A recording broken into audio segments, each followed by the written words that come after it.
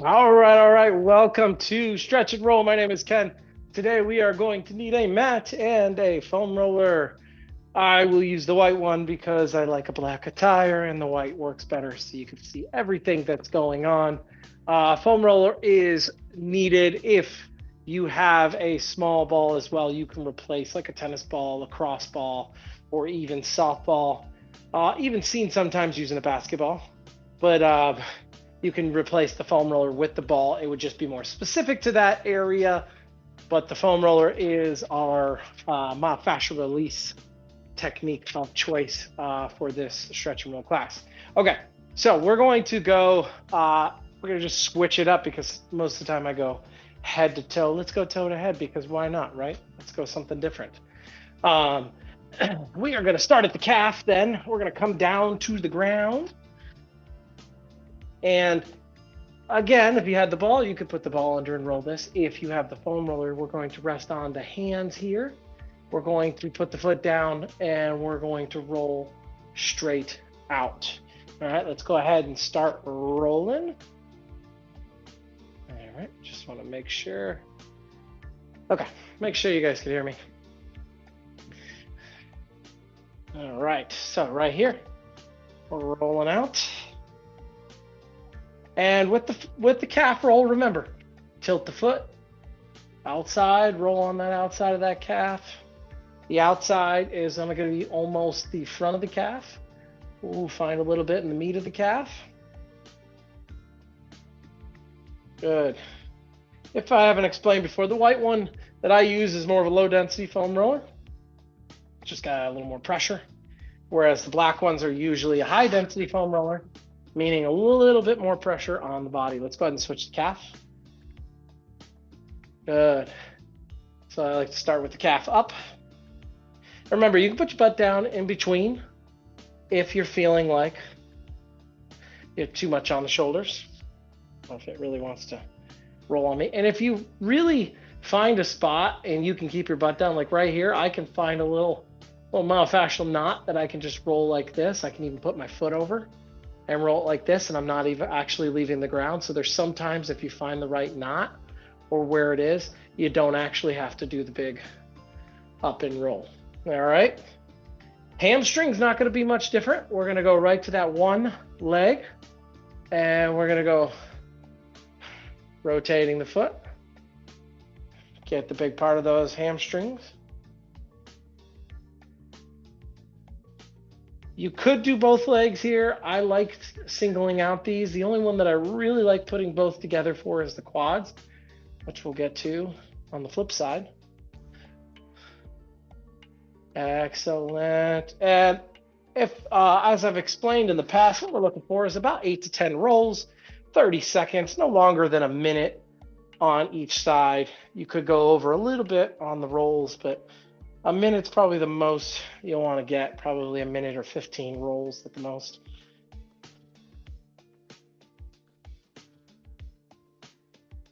After a while, the fascia goes from opening up and increasing range of motion to rhinoids, so you don't want to overroll them. Good, making sure we're getting all of that quad. Good fun roll on the quad. And again, same thing. If you find that one spot, you can keep the butt down. Now we get to go up on the glutes. So we're going to push up, roll it till our glute is on it, or our tush. We're going to do one side at a time on this one as well. So what I do is I bend this one. You can keep this one straight, or you can just put the heel down and let them both bend as you roll on that glute.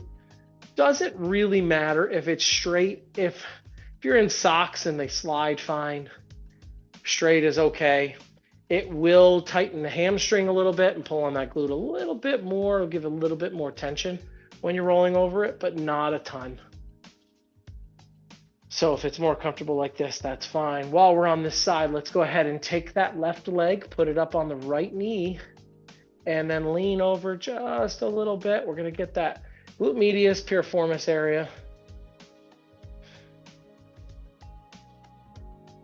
Good. Find any tight spots.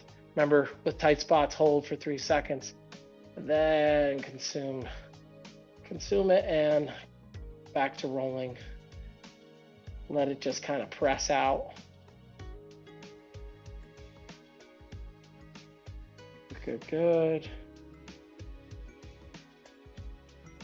And let's go ahead and switch it up.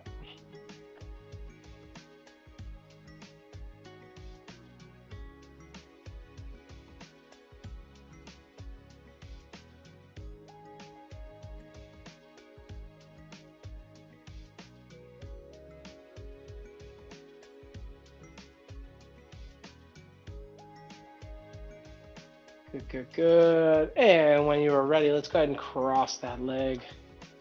And we're hitting the side of that glute as well as the bottom of the glute.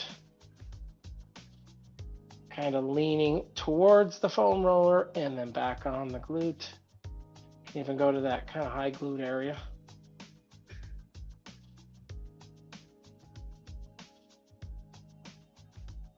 Good, find that spot if you found one, and then roll for 3, hold for 3, and then roll for 3. It usually is how we find it. We've finished our back. Now what we're gonna do is we're gonna come down off the foam roller. We're gonna hit the high glutes, low back area. So in order to do this, we're gonna be on the ground, feet flat, belly on the ground. We're gonna lift our butt up, slide that foam roller right underneath. We don't want it to be in the curvature or the low part of the back like this. All right, now you can, this is a good release. So if you just sat on here, we don't want to roll or anything, but you could let it with a lighter foam roller, let it sit there, but that's not what we're looking for today. We're going to put just high glute area right below that low back curvature. And then we're going to bring the feet up. We're holding onto the foam roller with our hands just like this. And we can either leave the feet here, or you can do small circles. We've done side to side before. Today we're going to do some circles. So we're just going to open. Didn't know you did some core work in today. And let's go the other way. Good. We're doing the work on top of the foam roller.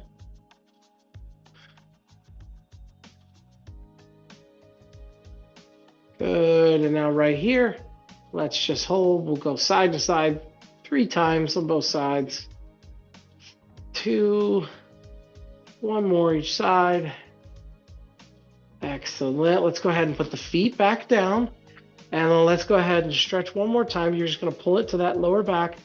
And you don't have to let the whole body fall on it. Just kind of let it sit there for a few seconds.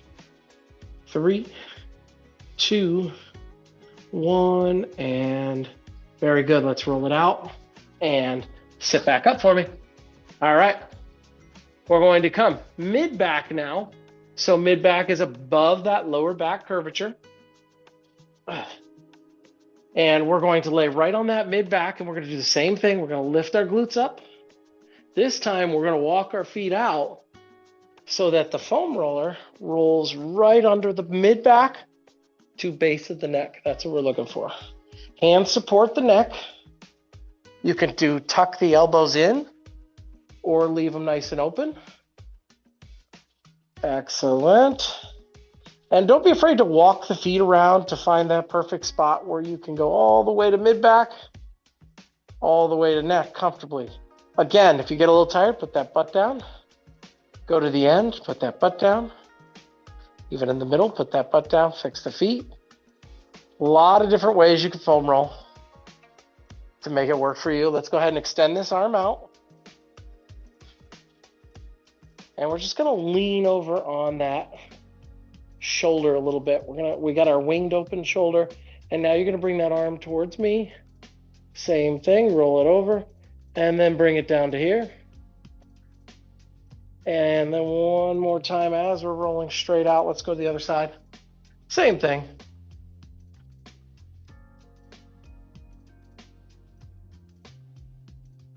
Good, good, good. And out to the side with that arm. To the side of the body. And all the way. One more time, very good. Let's go ahead and let that one down. We're just gonna let that foam roller slide to the neck. And we want it right in the base of that neck, as almost like a pillow. You want to apply a little pressure down on that foam roller and then roll the head to the left, roll the head to the right. You should feel a little bit of pressure on the neck. Nothing major. Apply a little bit of pressure. You're not trying to break the foam roller with your neck. You're just putting enough pressure so you feel that resistance a little bit and you feel a little bit of kneading on the neck.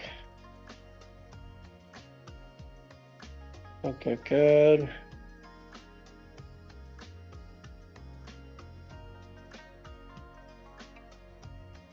Three more each side here. 3, 2. Maybe I took a little longer with that one. It feels good, right? There's nothing wrong with doing a little extra on the neck. Okay, this one you're not going to like. Nobody usually does. This is going to be our rhomboid intercostal area. So what we're going to do is we're going to put that arm straight out like this. We're going to put it right under that kind of shoulder, that armpit area, shoulder blade, and we're almost on our side. And what we're going to do is we're going to roll just like this. You notice I got one foot planted, the other one straight, and I'm laying right on the base, that outer rib cage area. So we've got some intercostals in here, we got some rhomboids, and we're just going to roll back and forth on these. These are usually pretty tight, pretty painful. And the reason they are is because they are in those rib cage area, and the rhomboids tend to be part of that bad posture text neck issue where it's pulling us forward. So, and you can have the hand straight out. I like to just support the neck a little bit, but if that is a little painful, you can just kind of work your way up to it, sit on it at first, maybe not do full rolls, and you can kind of work your way to what your pain tolerance would be, or your your pressure tolerance would be on this one. All right, same thing. We're just laying right on that side, and we're going over. And you may notice one side's tighter than the other.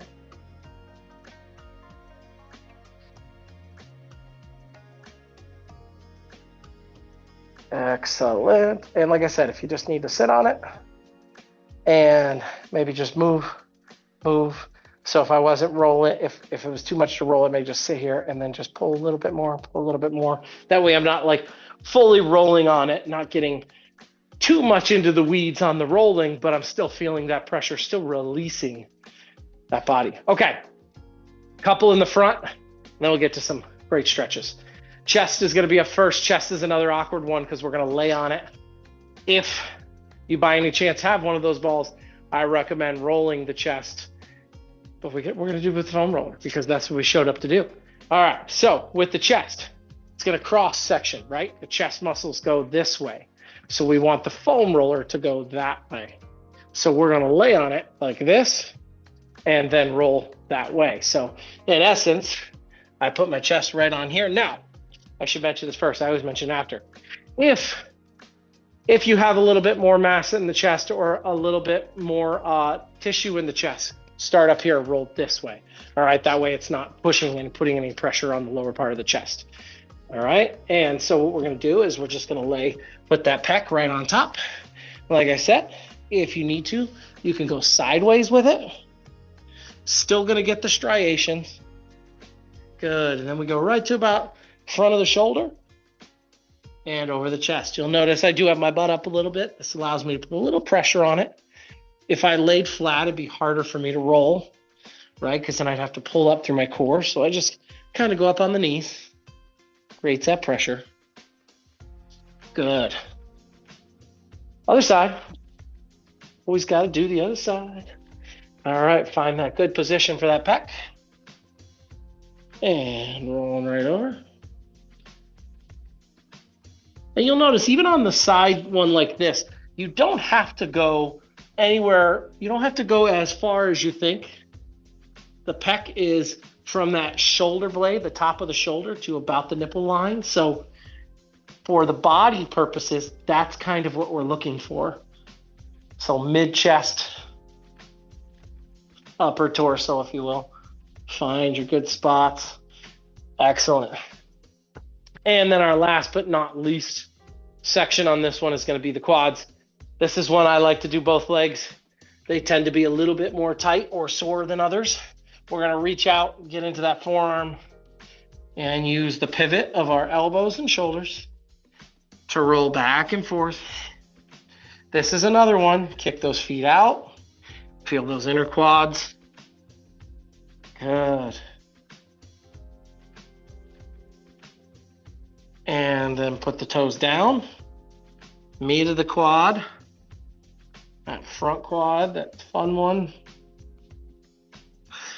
And then put the toes inward. And if you do this one at a time, you will get a little more out. If you're doing two, you won't get as far outward on that quad, but you will feel all that good roll. Very good. Find that one spot. Have it sit for a second. 3, 2, and 1. And come right up off that foam roller. Okay. We're going to use the foam roller to help us in our first stretch, which is going to be our back stretch. We're going to use it as a child's pose. If you're really good at child's poses, you've done a lot of yoga, you don't have to use the foam roller. But I find that if you're doing child's pose for the first time, this really helps to open you up because the foam roller gives you that little extra roll at the end, right? You get to where you can, and then you let it roll your hands over. So walk it out. Sit the butt back. You want to make sure the butt's set back. Make sure you got as far as you can, but the fingers are closer towards you on the foam roller, because then what you're going to do is just try to roll that foam roller forward and really extend that stretch. Great job. Hold.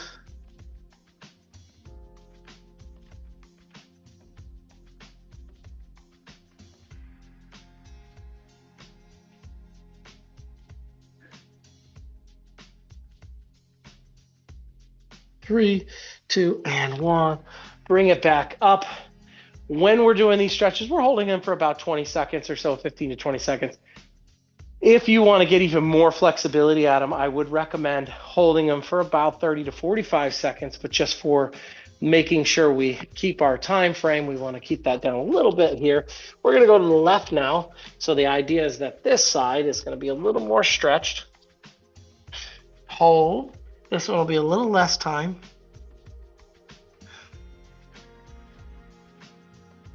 Three, 2, and 1. Let's go to the other side. And you're just rolling out to your right now. Or left, whichever side you didn't start with.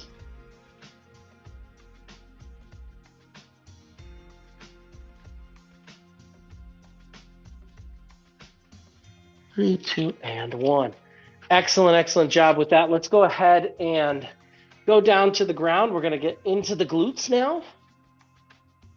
We're going to lay on our head, or on our back. Foam roller under the head is what I meant to say. Or if you don't like this under your head, some people think it's too tall or it pushes too much, you can replace it with a pillow. But I like using a pillow for the stretch just because it allows us to push a little bit more. So we're bringing that foot up on the ankle. If you can't, you can bring it down further or as high as you can. But we're going to push. We want to feel that tightness come through here, that little bit of uncomfortability. Opening up the hip flexor and psoas. We have rolled those in the past. We didn't roll them as much today. Let's go ahead and grab here, outside of the knee, pulling across. If you're pulling this and you're like, I don't feel that good of a stretch, extend that leg out and then let it drop, and you'll feel that stretch now come through the glute a little bit more than it was before.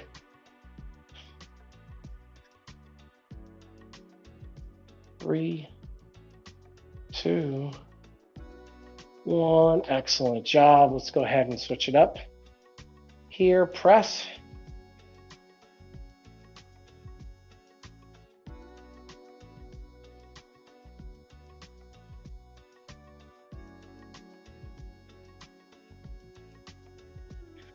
Five, 4, 3, 2, and 1. Let's go ahead and grab it. And again, if you don't need to, you can keep that foot up, but if you feel like you need a little extra pull, go ahead and drop that leg, pull it over. Hold. Remember to keep breathing, folks. Belly breaths, that means the belly extends or the belly fills with air. That's how you get more oxygen into the system. 3, 2, and 1. Very good. We're going to, since we're already here, before we go to the rest of our stretches, we're going to do our open book stretch.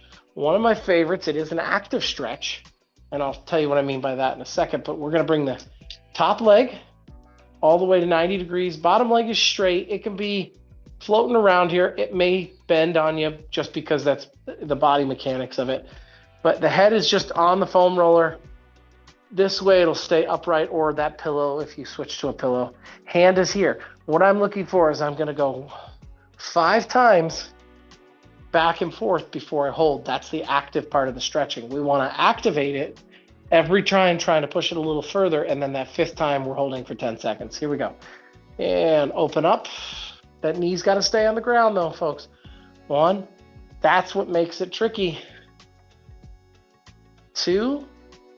Because we're working against. 3. That myofascial chain that connects from our chest all the way to our glutes. 4. This is the one where we push and hold.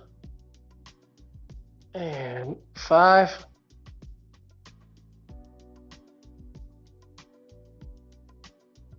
4, 3, 2, and 1. Really opens up the chest, opens up that lower back. Let's go ahead and switch the side. Same thing. Head is on the foam roller. Knee is at 90 degrees. Bottom leg is somewhat straight. Open up. 1.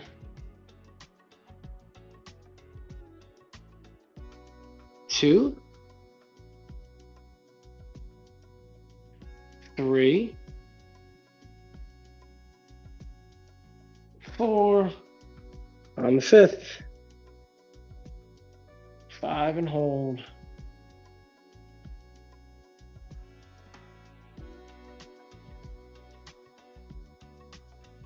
3, 2, and 1. Very good. Bring that back.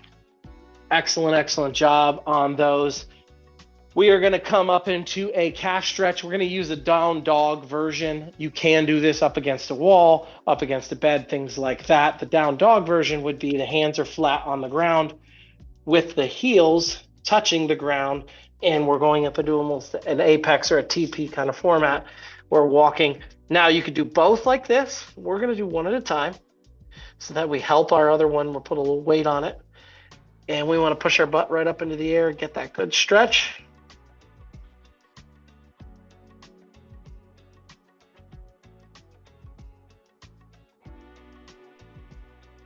Three, 2, and 1. Let's go ahead and switch the foot.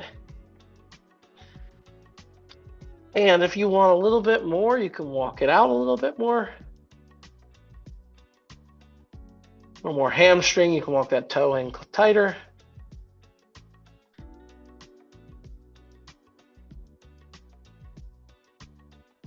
Three, 2, and 1. Very good. Coming to a kneeling position, we're going to get a little bit more quad, hamstring, and hip flexor. Toe is in front.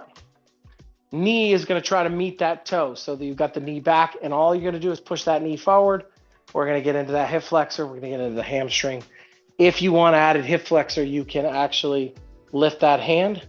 I don't always advise the hand lift if you haven't stretched this before, because sometimes you'll feel a pinch in the back, because that means when the hand came up, you did a little tweak.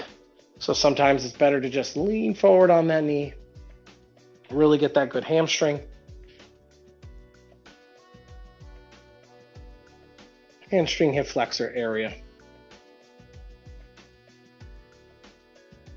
3, 2, and 1. Let's go ahead and switch it up. So toe forward, knee goes forward. Excellent stretch.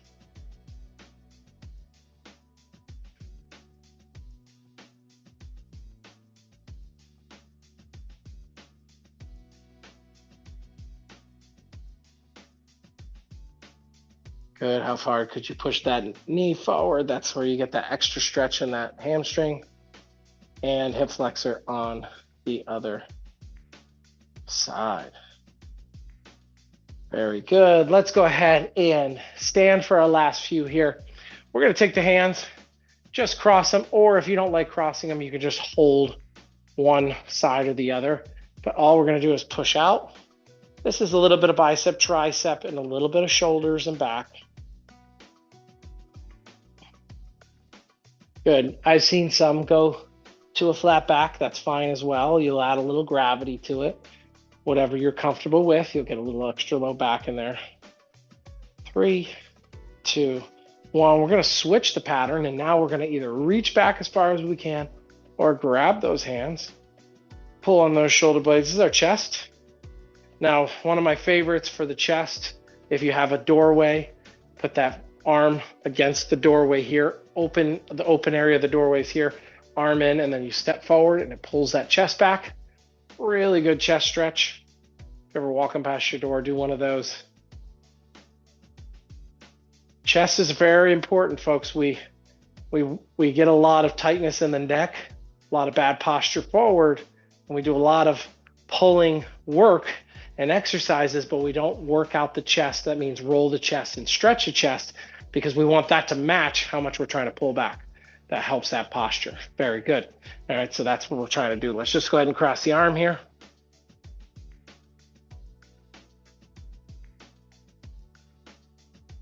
Three, 2, and 1. There we go. Coming across.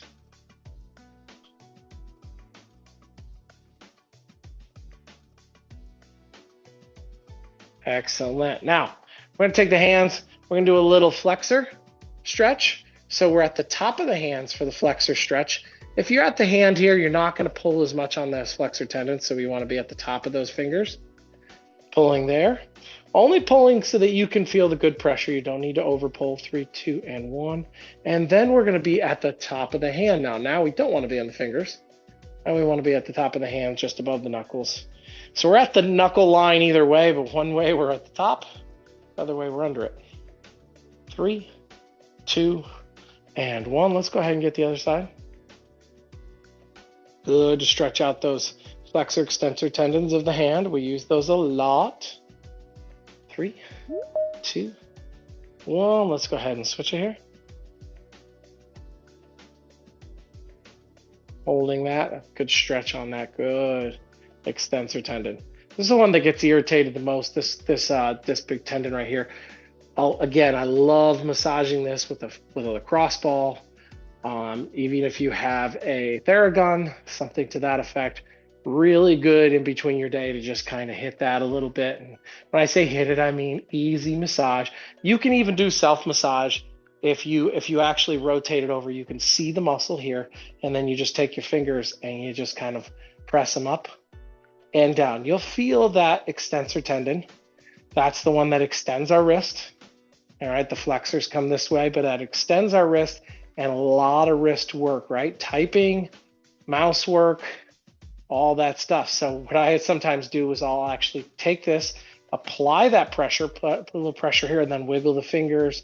Do what you do for mouse work, like typing, stuff like that. What you're doing is releasing the tendon that's really, holding on, and it's really tightening up because you're using it a lot, doesn't like it. But what we do is we can teach it to strengthen it by releasing it first and then working on some strengthening stuff. Best strengthening is the towel work, things like that. All right, let's do one big open. Reach up. Exhale. One more inhale. Open up the rib cage and exhale. Guys, stretch and roll. Another one in the books. Thank you so much for joining me. Hopefully you got a little bit out of it. Hopefully you feel a little bit better, feel a little bit more loose, and you're ready to go about that day and knock it dead, right? Awesome job, everybody. Thank you so much.